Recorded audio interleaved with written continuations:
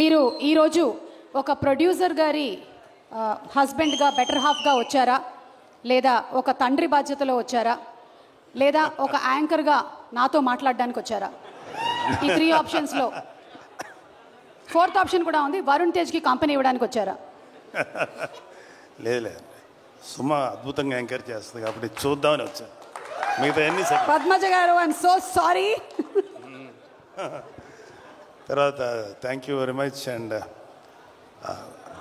అంటే నేను స్టేజ్ మీదకి మాట్లాడే ఓపిక లేదు, అని కూర్చొని మాట్లాడతాను.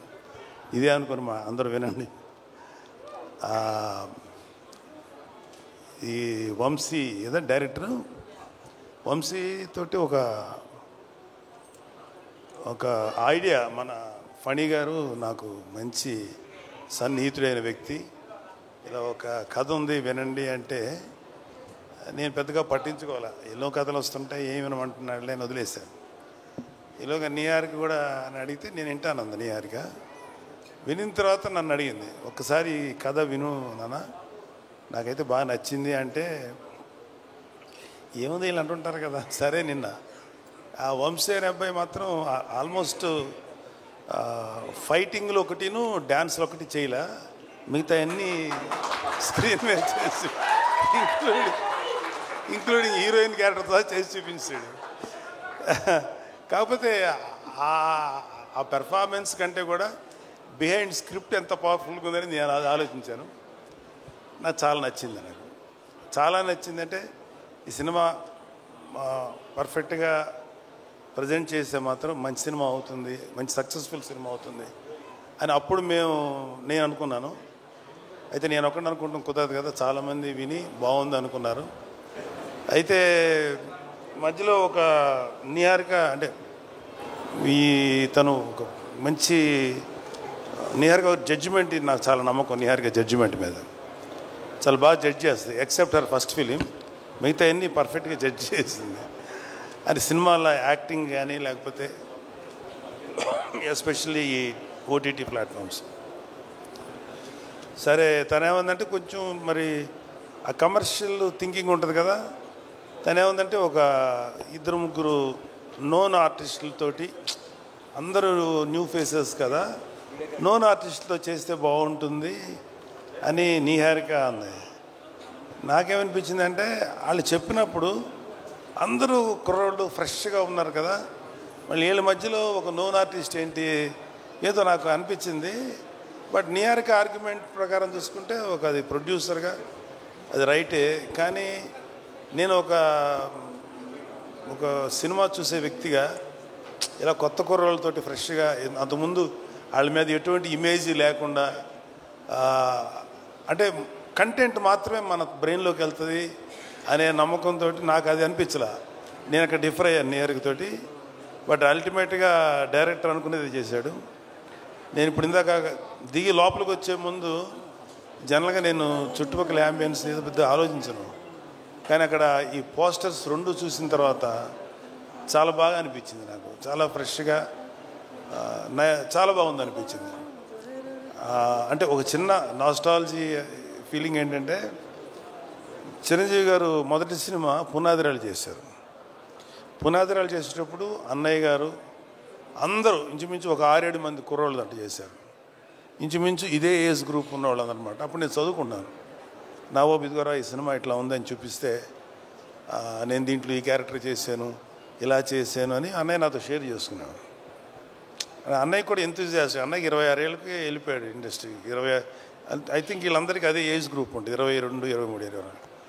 సో 25 ఏళ్ళకి అన్నయ్య నాతో షేర్ చేసుకుంటుంటే, మాకు కూడా మా అన్నయ్య సినిమాలో యాక్ట్ చేస్తున్నారు కదా, అదొక చిన్న సాటిస్ఫాక్షన్ ఉండేది. సో అక్కడ కూడా విలేజ్లో వీళ్ళందరూ యంగ్స్టర్స్ అందరూ చేస్తుంటే, బహుశా అలాంటి ఫీలింగే వీళ్ళలో కూడా వచ్చి ఉంటుందేమో, అలాంటి ఎమోషన్స్ వచ్చి ఉంటాయేమో అనిపించింది. అలాగే మనూరు పాండవులు చేసినప్పుడు కూడా అందరూ ఇంచుమించు ఒక భానుచందర్ కాదు, ప్రసాద్ బాబు గారు తప్ప అందరూ కొత్త వాళ్ళే, అది 5గురు. సో నాకు అంటే ఇప్పుడు పెద్ద హీరోస్ ఉన్నారు ఇక్కడ, అడవి శేషు ఉన్నారు, వరుణ్ బాబు, తేజు, ఇంకా చిరంజీవి గారు, పవన్ కళ్యాణ్ గారు, డిప్యూటీ సీఎం, ఇవన్నీ కాకుండా ఇంకా వెంకటేష్ గారు, నాగార్జున గారు, ఎన్టీఆర్, నేమ్ ఎనీవన్, అల్లు అర్జున్, లేకపోతే ఇంకా చరణ్ బాబు, ఇంతమంది ఆర్టిస్టులు, వీళ్ళందరూ సినిమాలు చూసేటప్పుడు ఏమవుతుందంటే వాళ్ళకు ఒక ఆరా ఉంటుంది, ఏదో జరిగిపోతుంది, ఏదో చేస్తారు అనే ఎక్స్పెక్టేషన్తో వెళ్తారు. ఇలాంటి సినిమాలకి కేవలం ఒక మంచి పబ్లిసిటీతోటే ముందుకు వెళ్తే 100% సాటిస్ఫాక్షను ఇలాంటి సినిమాల్లో వస్తుంది. ఎందుకంటే మాకు ఏ ఎక్స్పెక్టేషన్ లేకుండా చూడటం వల్ల. సో నాకు ఈ మధ్యకాలంలో శేఖర్ కమ్ములు గారి, ఈ మధ్యకాలం కాదు చాలా కాలం అయింది, శేఖర్ కమ్ములు గారి సినిమా ఒకటి వచ్చింది, హ్యాపీ డేస్. ఎస్, ఆ తర్వాత అంటే ఎక్కడైతే యంగ్స్టర్స్ ఉంటారో అక్కడ ఏంటంటే నాకు అనిపించేది వాళ్ళలో ఎనర్జీ ఉంటుంది, ఒక తెలియని ఎనర్జీ ఉంటుంది. అది ఒక్కొక్కసారి ఓవర్బోర్డ్ అవుతుంది, ఒక్కొక్కసారి కొంచెం ఏదైనా తేడా జరగచ్చు. కానీ ఏది జరిగినా ఆ ఎనర్జీ తాలూకు ఇంపాక్ట్ మాత్రం ప్రతి ఒక్కళ్ళు ఫీల్ అవుతుంటారు. సో ఈ సినిమాకి చెప్పిన కథ, మన వంశీ చెప్పిన కథ మాత్రం నాకు చాలా నచ్చింది.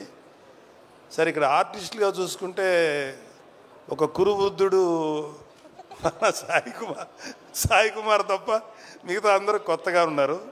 కానీ ప్రతి కుర్రవాడి వెనకాల అవి కేవలం స్టిల్స్ లాగా లేవు. వాళ్ళ వెనకాల వాళ్ళ యాటిట్యూడు, వాళ్ళ ఏదో ఫీల్ తెలుస్తుంది అక్కడ చూస్తున్నంటే. సో వీళ్ళల్లో ఆ కుర్రోడు అబ్బాయి పేరు ప్రసాద్ బెహ్రా, అబ్బాయిని కొంచెం టీవీలో చూసాం. మంచి డైలాగ్ రైటరు, కానీ అతనికి సినిమాలో చేయాలని కోరిక ఉంది. Prasad, you can try for a good dialogue writer, అది కూడా ట్రై చేయి. ఎందుకంటే కొన్ని ఎపిసోడ్స్ చూశాను టీవీల్లో, తను చేసింది చాలా బాగా రాస్తున్నాడు, చాలా కాంటెంపరీగా రాస్తున్నాడు. మిగతా వాళ్ళ గురించి నాకు ఇంకా డీటెయిల్ తెలియదు కూడా తప్పుగా అనుకోకుండా మీరు అందరూ డెఫినెట్గా ఎక్సలెంట్గా చేస్తుంటారు. నేను ఆ ట్రైలర్ చూసినప్పుడు మాత్రం నాకు చాలా బాగా చేశారనిపించింది అందరూ. అండ్ ఈవెన్ హీరోయిన్స్ వాళ్ళ పాత్రల పరిధికి చాలా బాగా చేస్తుంటారని ఎక్స్పెక్ట్ చేస్తున్నాను. మ్యూజిక్ డైరెక్టర్ అనుదీప్ కూడా చాలా మంచి సాంగ్స్ ఇచ్చారు కాకపోతే నాకు అనిపించింది ఏంటంటే అనుదీప్ కూడా ఒక క్యారెక్టర్ చేస్తుంటే ఏమైపోద్ది, ఇంతమందిలో అతను ఒక క్యారెక్టర్ చేస్తుంటే పోద్ది కదా ఒక క్యారెక్టర్ అనిపించింది. కానీ డైరెక్టరు నిన్ను తొక్కేశాడు అనుదీప్. మిగతా ఆర్టిస్టులు అందరూ కలిసి నిన్ను వస్తే నువ్వు ఎక్కడ డామినేట్ చేస్తావు నిన్ను తొక్కేశారు, నిన్ను కేవలం బిహైండ్ ది కెమెరాను పెట్టారు. Thank you. అండ్ మా స్నేహితుడు, నా ఆత్మీయుడు, మా ఫణి, ఒక చిన్న అతను వేరే బిజినెస్లు ఎంతున్నా సరే అతనికి ఒక సినిమా చేయాలని ఒక చిన్న పిచ్చి అంటారా లేకపోతే ప్యాషన్. తను ఏంటంటే నేను నిహారిక గారి బ్యానర్లో కలిసి చేద్దాం అనుకుంటున్నాను. ఎందుకంటే నిహారిక గారికి ఒక మంచి టేస్ట్ ఉంది, లేకపోతే ప్రొడక్షన్లో గ్రిప్ ఉంటుంది, జడ్జిమెంట్ బాగుంటుంది. సో తనతో చేస్తే నాకు కూడా ఒక టేస్ట్ ఉంది. సో ఒక మంచి ప్రాజెక్ట్స్ వస్తాయేమో అనే ఉద్దేశం. అంటే నిహారిక ఒక మంచి కథ వినిన తర్వాతే డిసైడ్ చేస్తానని చెప్పింది. కథ వింది, చక్కగా నాకు చెప్పి అంత ఓకే అయింది. I'm very thankful to all of you. And ఈ సినిమా మాత్రం నాకెందుకో గట్ ఫీలింగు, అంటే ఈ సినిమా బేసిక్ కథ గుర్తుంది, నాకు చాలా సీన్స్ గుర్తున్నాయి. మధ్యలో 2-3 చోట్ల కొన్ని సీన్స్ వంశీ చెప్పినప్పుడు కొంచెం గొంతు చోక్ అయింది. అంటే కళ్ళనీళ్ళు రాక గొంతు అలా పట్టినట్టుగా పట్టింది. అంత బాగా ఎమోషన్స్ డీల్ చేశాడు. ఇంకా సినిమా గురించి చాలా చెప్పి సినిమాని చెడగొట్టడం నాకు ఇష్టం లేదు. కాకపోతే ఈ సినిమాలో ఒక ఫినిషింగ్ టచ్ మాత్రం మీకు ఎక్కడో ఎవరినో ఒక ప్రముఖ నాయకుడిని చూసిన ఫీలింగ్ అయితే వస్తుంది. అతను అది ఇప్పుడు నాయకుడు కాదు, ఎలక్షన్స్కి ముందు యుద్ధం చేసినటువంటి ఒక నాయకుడు మీకు గుర్తొస్తారు. అంతవరకు చెప్పగలను. Thank you. And I'm very happy and I'm proud of my daughter. Of course మా అబ్బాయిని చూసి కూడా గర్వపడుతున్నది వేరే సంగతి.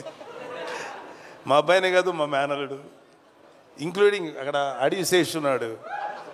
అడవి శేషు కళ్యాణ్ బాబు గారిది పంజాలు యాక్ట్ చేసినప్పుడు అడవి శేషు మీద కోపం వచ్చేంత విలన్ క్యారెక్టర్ చేశాడు. ఎవడరా బాబు ఇంత దుర్మార్గుడులా ఉన్నాడు అనిపించింది. కానీ అతని ఇంటెన్స్ యాక్టింగ్ చూసి అమ్మాయి ఆ కోపం వచ్చిందంటే అర్థం ఏంటి, అతను అంత ఇంటెన్సిటీ అనిపించింది. ఆ తర్వాత అతను హీరోగా మారి వండర్ఫుల్ ఫిలిమ్స్ చేశారు. ఒకటే చెప్తున్నాను ఇవాళ ఇంకొక చిన్న విషయం. Suma, can I speak to sir? మాకు మాట్లాడితే మమ్మల్ని మెగా ఫ్యామిలీ, వీళ్ళు తప్ప ఇంకెవరు ఉండరు అనేటువంటి అలా కొంతమంది ఫ్యామిలీస్ మీద ఈ పనికి మాలిన మాటలు మాట్లాడే ఎదవలు చాలామంది చూస్తారు. మాకు అలాంటి ఫీలింగ్ లేదు. సినిమా ఇండస్ట్రీ మా అబ్బ సొత్తు కాదు, మా నాన్న సామ్రాజ్యం కాదు, మా తాత సామ్రాజ్యం కాదు. అలాగే మన అక్కినేని గారి ఫ్యామిలీయో నందమూరి ఫ్యామిలీ సామ్రాజ్యం, అది అందరిది ఇది. సో ఇవాళ అడవి శేషు గారు లేకపోతే ఎంతోమంది యంగ్స్టర్స్ ఫిల్మీ ఫ్యామిలీ సంబంధం లేకుండా దే ప్రూవ్డ్. వాళ్ళకి ఎవరు అడ్డం వచ్చారు? వాళ్ళ టాలెంట్స్ వాళ్ళు పైకి వచ్చారు. ఏమో ఇప్పుడు ఈ కుర్రాళ్ళల్లో ఎవరు ఏ రేంజ్కి వెళ్తారో ఎవరు ఊహించిన కూడా ఊహించలేరు. ఏమో ఎంత గొప్పగా వెళ్తారు. ఎందుకంటే ఇవాళ ఒక సినిమాలే కాదు, ఎన్నో ఓటీటీ ప్లాట్ఫామ్స్ ఉన్నాయి. వాటిలో దేంట్లో వచ్చినా అద్భుతమైన పేరు వస్తుంది. సో ప్రతి వాళ్ళు ఫస్ట్ ఏంటంటే ఒక మంచి కంటెంట్ ఉన్న సినిమాకి, కథ ఉన్న సినిమాకి ట్రై చేయండి. అంతేగాని ఒక గుద్దితే ఆడెక్కడికో వెళ్ళిపోయి కొట్టేసుకొని మాట్లాడితే హీరోయిన్ కనపడగానే గబగబా డ్యాన్స్ చేసి ఇలాంటి కథలకు మాత్రం మీ యంగ్స్టర్స్ ఎవరు అట్రాక్ట్ అవ్వకండి. కంటెంట్ ఏంటో చూడండి. ఆ విషయంలో నాకు శేషు నచ్చుతాడు అండ్ వరుణ్ బాబు నచ్చుతాడు. ఈ మధ్యన మా తేజు నచ్చుతున్నాడు. విరూపాక్ష చేశాడు కాబట్టి చెప్తున్నాడు. అంటే అంతకుముందు మా తేజు కొంచెం కమర్షియల్గా వెళ్ళాడు, తర్వాత విరూపాక్ష నుంచి తన ట్రెండ్ మార్చేసుకున్నాడు. విరూపాక్ష అండ్ ఇంకొకటి ఏదో రిపబ్లిక్ ఇలాంటివి చేశాడు. సో ఒక వరుణ్కి నాకు ఒకసారి డిస్కషన్ వచ్చింది, ఎందుకురా నువ్వు కొంచెం కష్టమైన క్యారెక్టర్లు సెలెక్ట్ చేసుకుంటావు, చాలా కమర్షియల్ సినిమాలు చేయొచ్చు కదా అంటే, నాన్న ఒక 100 సినిమాలు రిలీజ్ అనుకున్నానా, అందులో ఒక 10 సినిమాలు కొంచెం డిఫికల్ట్గా అంటే కొత్తదనంగా ఉంటాయి. వాటిల్లో కనీసం ఒక 5 సినిమాలన్నా ఆడటానికి అవకాశం ఉంటుంది. 90 సినిమాలు రెగ్యులర్ కమర్షియల్ సినిమాలు ఉంటాయి. ఈ 90 సినిమాల్లో ఒక 10-15 ఆడతాయి. మరి ఎక్కువ ఆడుతున్నాయి కదా అన్న, కానీ రేషియో చూసుకున్నాను 90లో 10 ఆడతాయి, ఇక్కడ 10లో 5 ఆడతాయి. కాబట్టి ఎప్పుడు కూడా ఒక కొత్తదనం కోసం వెళ్తేనే యాక్సెప్ట్ చేస్తానని చెప్పి, అది నాకు చిన్నవాడైనా వాడిచ్చిన రియలైజేషన్. అలాగే నిహారిక అంటే కొంచెం సెల్ఫీ వేసుకోవాలి కదా నా పిల్లల గురించి, తప్పదు. ఎవరు సెల్ఫ్ వాళ్ళు వేసుకున్నారు, ఇక్కడ మన డబ్బా మనమే కొట్టుకోవాలి కదా. ఏదో గుర్తు రావక్కర్లేదు, నేను సీరియస్గా అంటున్నా. Niharika my sweetest kid. ఎంత స్వీటెస్ట్ అంటే ఇలాంటి చిన్న పిల్లప్పుడు ఒక 3 ఏళ్ళు ఆ టైం ఉన్నప్పుడు ఇంకా స్టార్ట్ అవుతుంది కదా. 4 ఏళ్ళ తర్వాత 5 ఏళ్ళ తర్వాత అమ్మ ఇండిపెండెంట్గా పడుకోండి అంటే ఆ బెడ్రూమ్లోకి వెళ్ళి పడుకునేది. వాళ్ళమ్మ వంటింటికి వెళ్ళాక సైలెంట్గా వచ్చింది, నేను ఇక్కడే పడుకుంటాననేది. సరే అమ్మ, మరి మీ అమ్మ తన్నేసి బయటికి పంపుతుంది కదా, అమ్మ చూడకుండా దాచిపెట్టేది. అప్పుడు నా షర్ట్ తీస్తే షర్ట్ లోపల దాక్కునేది. అప్పుడు ఇంత ఉండేది కదా, ఇంతే ఉండేది. దాక్కొని పడుకొని పద్మ వచ్చేది, ఎక్కడుందని దాని తెలుసు, పడుకుంది. పద్మ లేదు, పద్మ ఇక్కడ అని చెప్పాడు. ఇలాగేదో సో ఒకటే చెప్తున్నాను. ఇప్పుడు ఇందాక ఒక పాప ఎవరో ఎమోషనల్ అయ్యింది. ఇవాళ మన కళ్ళ ముందు ఆడపిల్లలు ఎంత గ్రోత్ చూపిస్తారు, ఎంత గొప్పగా ఎదుగుతారనేది మన సుమ. నాకు తెలిసినంత వరకు సుమ కామెడీగా మాట్లాడుతుంది, సరదాగా ఉంటుంది. కాబట్టి నేను ఎప్పుడు సుమాని కామెడీగా తీసుకోను. ఎందుకంటే నాకు తెలిసి ఈరోజు కాకపోయినా ఇంకొక 1 year తర్వాత 2 years తర్వాత అయినా డెఫినెట్గా సుమ ఒక legendary anchor, legendary post. Suma చాలా గ్లామరస్గా స్టైలిష్గా ఉండదు. సుమ ఎక్కువ ఏమన్నా, కానీ సుమ స్టేజ్ ఎక్కిందంటే దుమ్ము దులిపేస్తుంది. నేను చూసిన సుమ ఉందా పర్లేదు కొంచెంసేపు మనకి టైం పాస్ అవుతుంది అని, అలా ఉంది సుమ. జబర్దస్త్ వాళ్ళ అదృష్టం ఏంటంటే అప్పటికి జబర్దస్త్ వాళ్ళు రాకముందు సుమ ఇండస్ట్రీకి వచ్చింది. సుమ జబర్దస్త్కి రాకుండా చాలామందిని కాపాడింది. అంత గొప్ప అంటే ఆడవాళ్ళలో అంత కామెడీ ఉంటుంది అనేది నాకు కూడా అందలేదు. సుమని చూసిన తర్వాత అమ్మ తక్కువ వాళ్ళు కాదురా బాబు. అలాగా ఆడపిల్లలందరూ కూడా జస్ట్ బ్రేక్ యువర్ చైన్స్. ఎవడు కూడా మిమ్మల్ని ఆపడానికి ట్రై చేస్తే మాత్రం మీరు ఆకండి. Prove yourself. The world is yours. ఈ ప్రపంచం మగవాళ్ళది ఒక్కడిదే కాదు, ఆడపిల్లలది కూడా, మీది కూడా. అలాగే ఆడపిల్లలు కూడా ఒకటి గుర్తుపెట్టుకోవాల్సింది ఏంటంటే లిమిటెడ్ థింకింగ్లో ఉండకండి. అమ్మో వాడికి వెళ్తే ఆయన ఏమంటారు, లేదా సార్ ఎవడి కోసం ఎవడు భయపడక్కర్లా. ఇవాళ your all in safe hands. ఇవాళ అటు తెలంగాణలో కానీ ఆంధ్రాలో కానీ ఆడపిల్లలకి అద్భుతమైన సేఫ్టీ ఉంది. ఎవడైనా ఆడపిల్లల్ని కానీ ఏదైనా చేస్తే మా దృష్టికి వస్తే మడత పెట్టి లోపల పెడతాం, తాట తీస్తాం.